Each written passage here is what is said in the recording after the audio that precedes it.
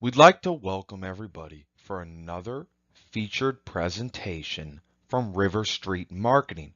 Your host, Preston Olson, with current events and major headlines. I'd like you to check out facebook.com/riverstmarketing, instagram.com/riverstreetmarketing, and also check out some of the other videos on the YouTube. And anything you want to hear in the video, anything you'd like to see, go ahead, just send me a comment, send me a message. Just don't forget to hit that subscribe button. In this video, I've made it a point to do an unbiased review of the key points, the highlights of Trump's first 100 days.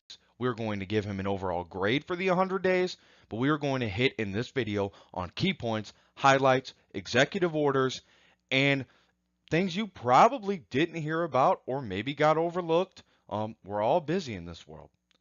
Inauguration Day, or day number 1. President Trump pledges to the American people to end the carnage of unemployment and the huge increase in crime. And yes, it has gone up, folks. Many Americans protested, but many more, by the hundreds of thousands, stood tall, knowing there would now be an opportunity to put America first once again, how the framers of the Constitution intended.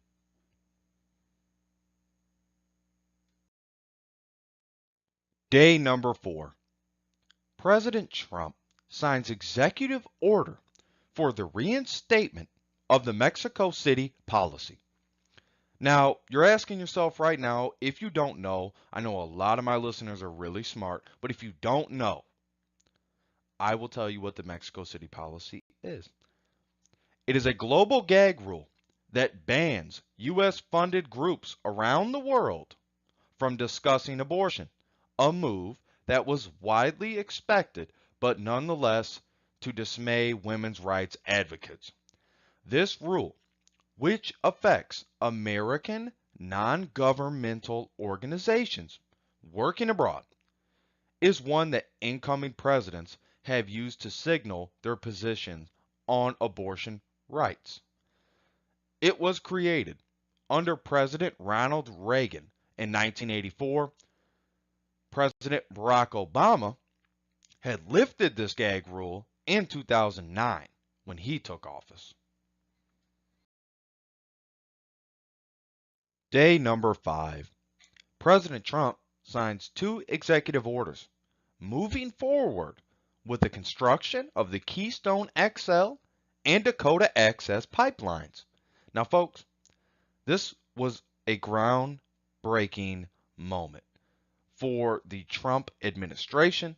This was a groundbreaking moment for the people who will be working on these pipelines. This is jobs. This is where we start to see the promises in the campaign beginning to be kept. Now, these are very controversial. Very.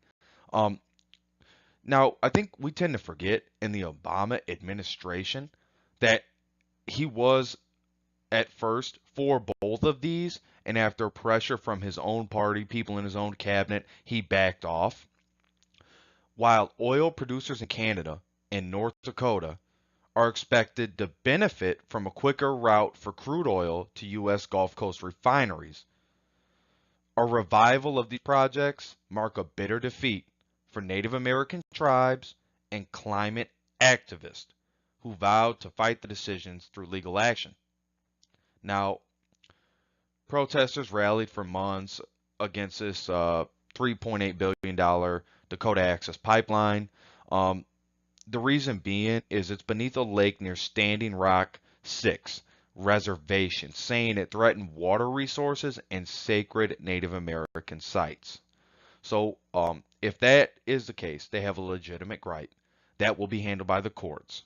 But I'd also like to make sure, before I speculate on anything else when it comes to the North Dakota Access Pipeline, I will say that the biggest thing about it is that if they're lying about that, if they're lying about where the pipe is laid at, that it's underneath this lake and it's really not, that's unacceptable. And on top of that, I'm all for the Keystone XL pipeline, and this project is a huge project for our economy.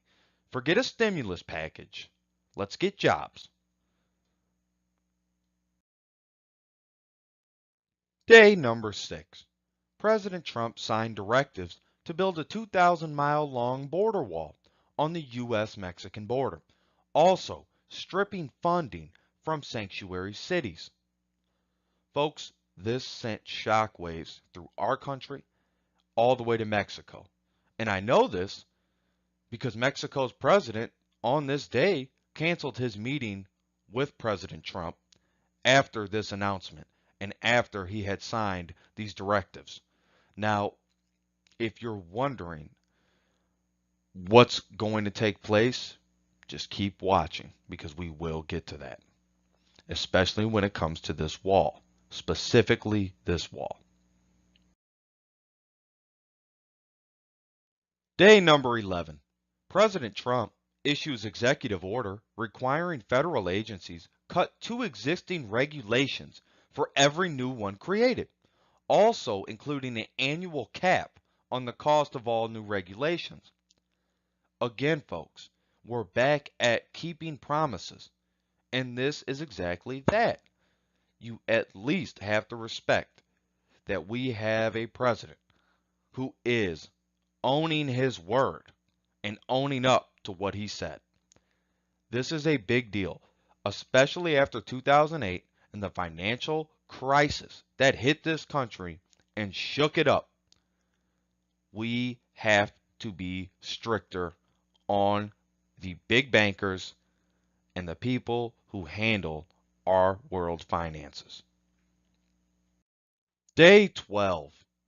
President Trump nominates Neil Gorsuch for the U.S. Supreme Court. After a firestorm on every news outlet, any media source debating, some of them even using scare tactics to fool people into believing that who he would pick would hurt the country forever. What I will say, Neil Gorsuch is a good man. A 49-year-old federal appeals court judge who leans conservative that will help shape the conservative majority in the Supreme Court. He is very decisive about abortion, gun control, and the death penalty, also religious rights. He is a conservative intellectual known for backing religious freedoms, and he is very much in the mold of the late great Supreme Court Justice Anthony Scalia, a leading conservative who was the main voice on the court for decades. Moving forward, day number 19, Vice President Mike Pence is called into the Senate where his tie-breaking vote confirmed new Education Secretary Betsy DeVos. Now, this was a monumental achievement and a big cornerstone of his administration is Betsy DeVos. Betsy DeVos is a big proprietor of charter schools and school choice. That is exactly what we need in that position, in my opinion. Now, the Senate Democrats tried to pressure and really tried to pressure her and also other constituents. Now, she got in thanks to the Republicans in the Senate, and then Vice President Mike Pence saves the day by breaking the tie that really did threaten the gel, I would say, the gel of this Trump administration and getting the ball rolling.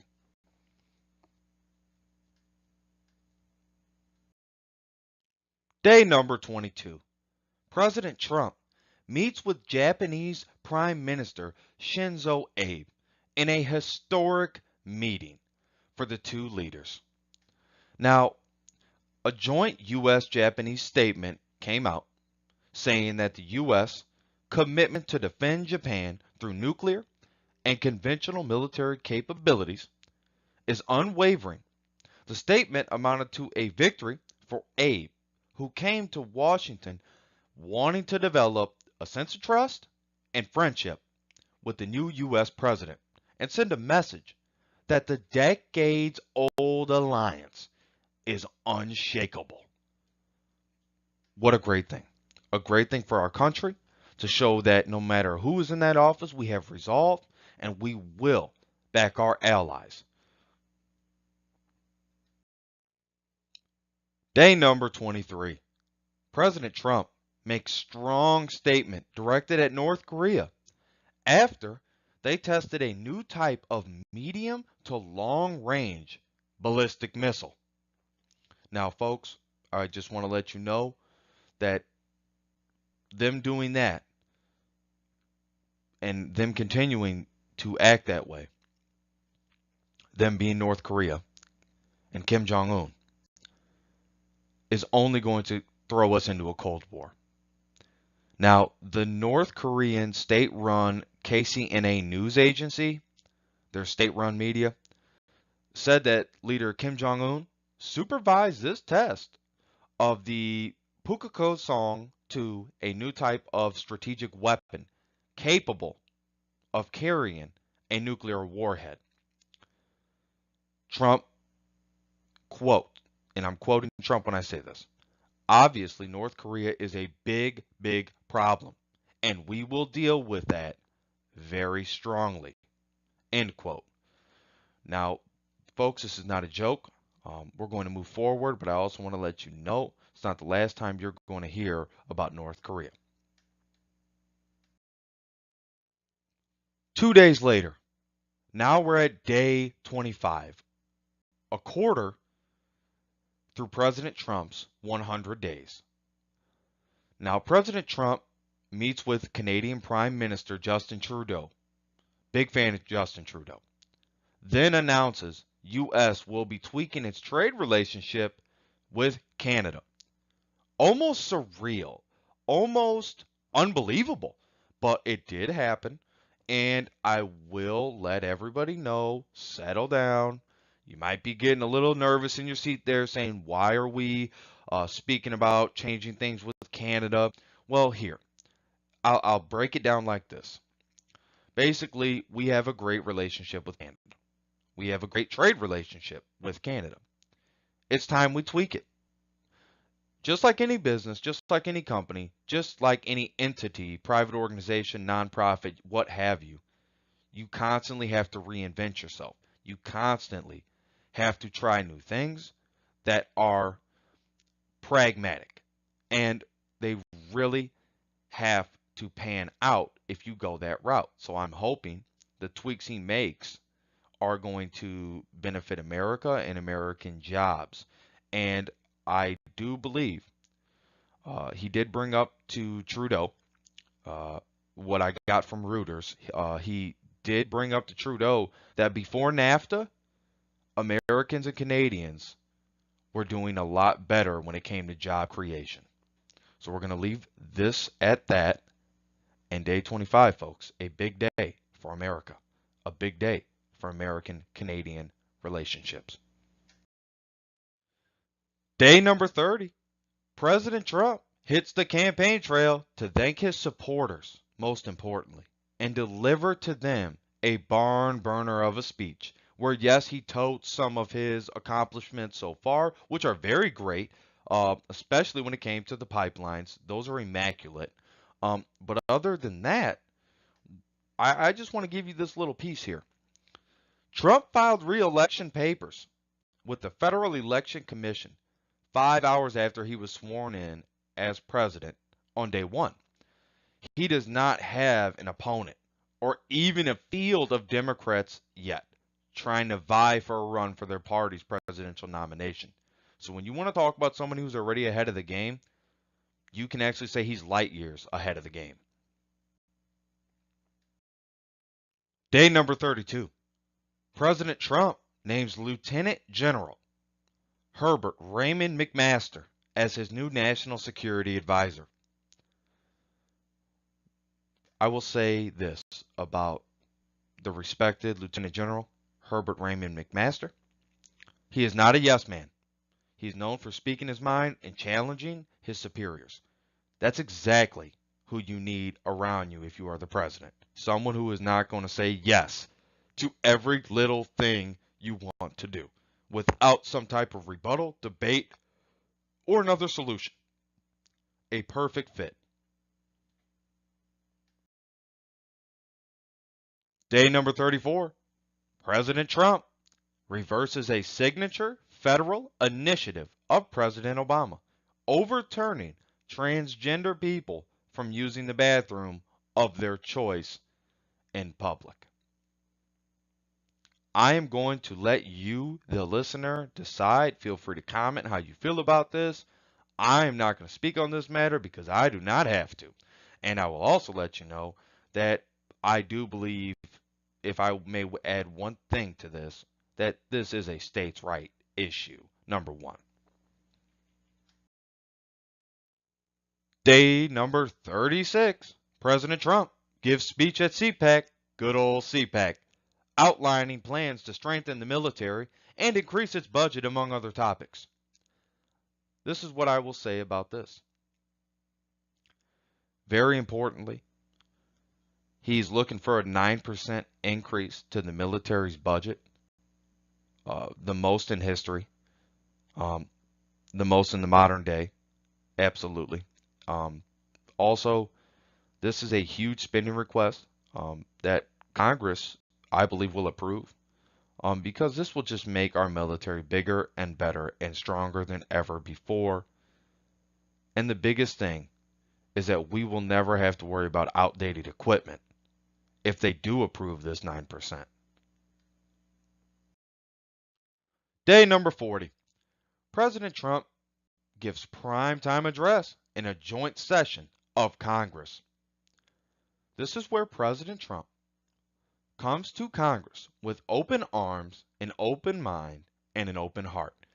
He's willing to work on immigration. He's willing to work on the deficit. He's willing to work in many places they thought he would never be willing to compromise. But you have to be able to compromise, as any great leader will tell you. This is important. He did this. This is important. He did this as early as day 40.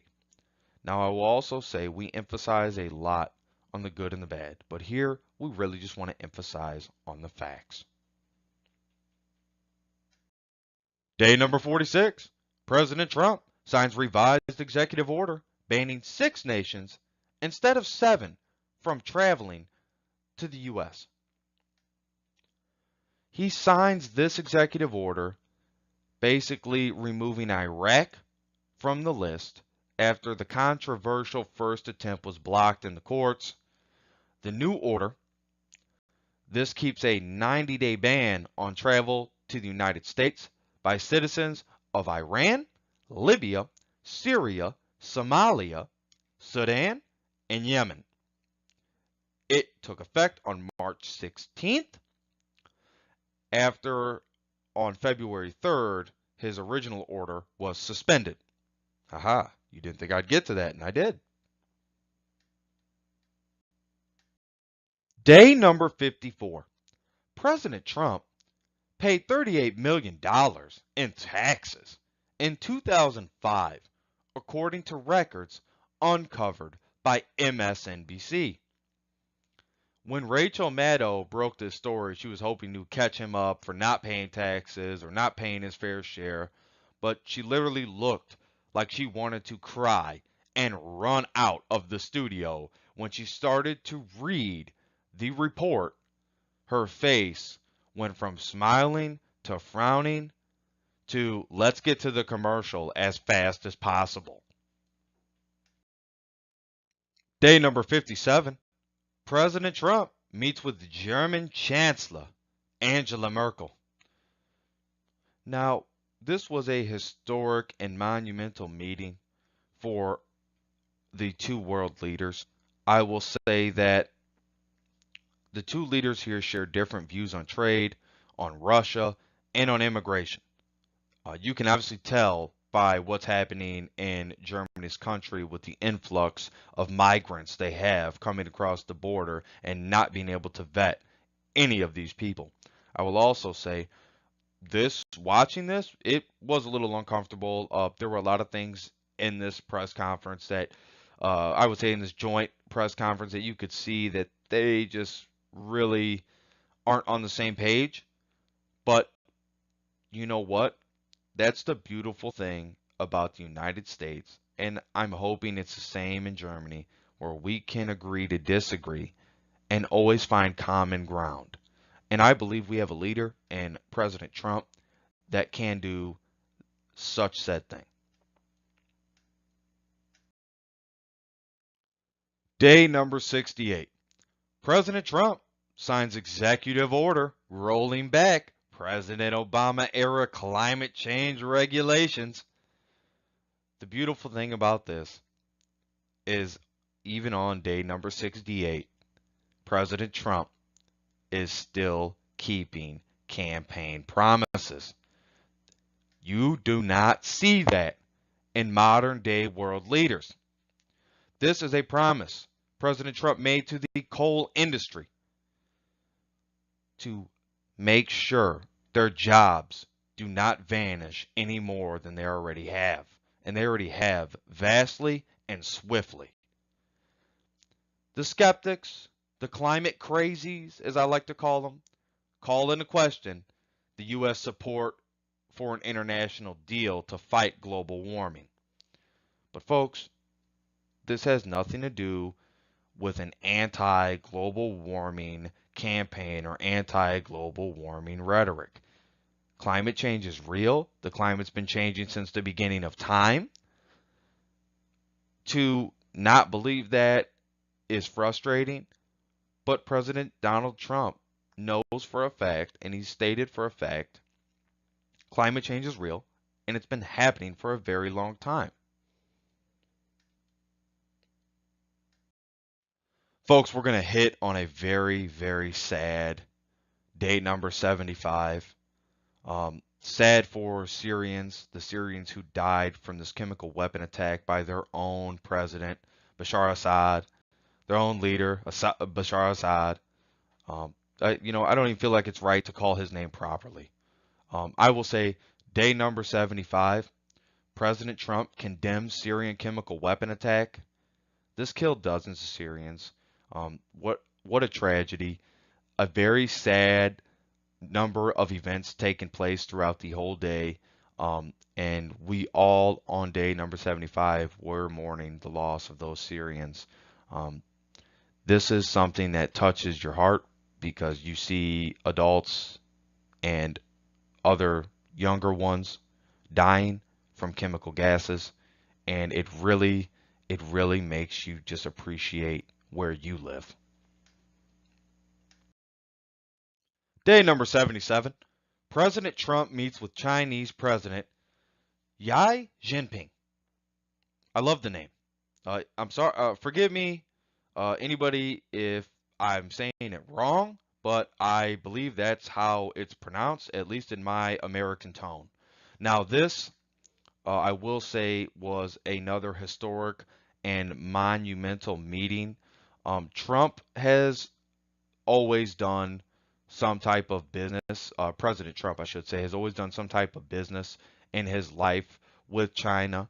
Now, after becoming president and having a severance and separate his business ties, um, this is a historical and monumental deal for our country to be somewhere on the same page with China. Um, we are, as the United States of America, the leader of the world in influence and the leader of the world in military spending. But I digress. The point here is that China has much influence over North Korea. And no one can tell me for a second that this wasn't one of the key points of this whole meeting, this whole get together here at the Mar-a-Lago Club. I will say that, many blue collar workers helped propel Trump to his victory on November 8th. And Trump wants to deliver for them. We have to be on the same page with other nations when it comes to certain things. And other things, we will hold our values and hold our nationalistic ideas to the truth. And we will hold ourselves to the fire because we will not burn. Day number 77 continued. After meeting with the Chinese leader, President Trump orders airstrike on Syrian airfield to punish the Syrian government for the genocide of their own people. This had to be done, and it must be done. We all wish we could have world peace, but when there are leaders like the ones in Syria out there, that forever prevents us from obtaining that said peace.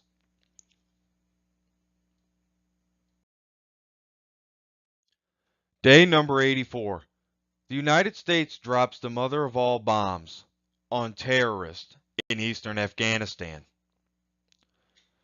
This was a very subtle move, a very sudden move to disrupt underground tunnels and networks, caves in eastern Afghanistan where terrorists are moving weapons. They are moving perhaps bombs. In some cases, the reports came out. What they were moving, a lot of, uh, we won't know except for what was reported, because this was blown all to hell.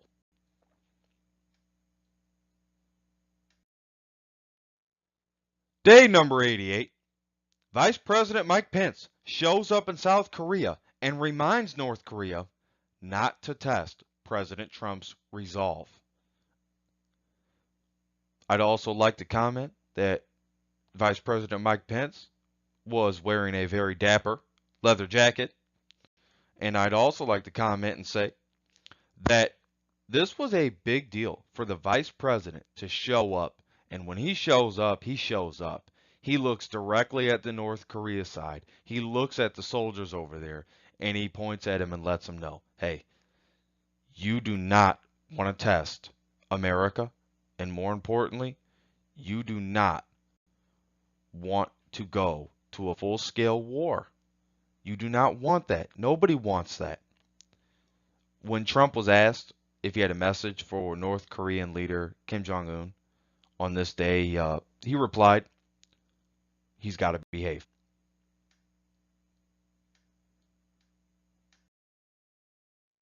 Day number 89. President Trump orders full-scale review of the U.S. visa program. Basically, putting technology firms and the outsourcing companies that serve them on notice. Possibly hire Americans. But he's basically letting the country know, for anybody that does bring in high-skilled foreign workers, which is very important to our country. It's very important that possible changes are ahead. This is a campaign pledge, again, back to keeping promises to put America first, especially when it comes to job creation, job growth, and employment, not unemployment. Day number 93. Vice President Mike Pence tells Australian Prime Minister Malcolm Turnbull, what a name, that the U.S. will honor prior agreement to resettle 1,250 asylum seekers. Also, that they would all be subject to serious vetting before being resettled. Keeping promises with another nation, most important. Keeping promises. Number 2, letting them know that in this particular administration, there will be a more serious way and pragmatic way to vet people coming here. This is great for our country, strengthening a relationship with Australia. And Malcolm Turnbull, the Prime Minister of Australia, very respected man, very smart man, great head on his shoulders. I know he has to be happy with the results he is seeing here, especially when it comes to diplomacy. Folks, I am sorry. We're at the end of the feature presentation. I hope you enjoyed it. Please, any feedback, criticism, comments are all appreciated. Fight with words. Fight with words. I will also say thank you for listening. Thank you very much for spending this time with me. I wanted to go in depth on the key highlights and the timeline of Trump's first 100 days. The overall grade, you can see it up there. I'm going to give him an A, not an A plus, because remember, this is an unbiased report, an unbiased review. I threw a little opinion in there, but what I'm giving you more than anything else is facts. Look forward to my next video coming out. I'll have that up very soon for you. Don't forget, check out that facebook.com/riverstmarketing, instagram.com/riverstreetmarketing. We're on iTunes, River Street Podcast, SoundCloud, River Street Podcast. You will find us on there. Other than that, folks, have a great day. Have a great evening. And you have a solid week ahead of you. God bless you all. Good night.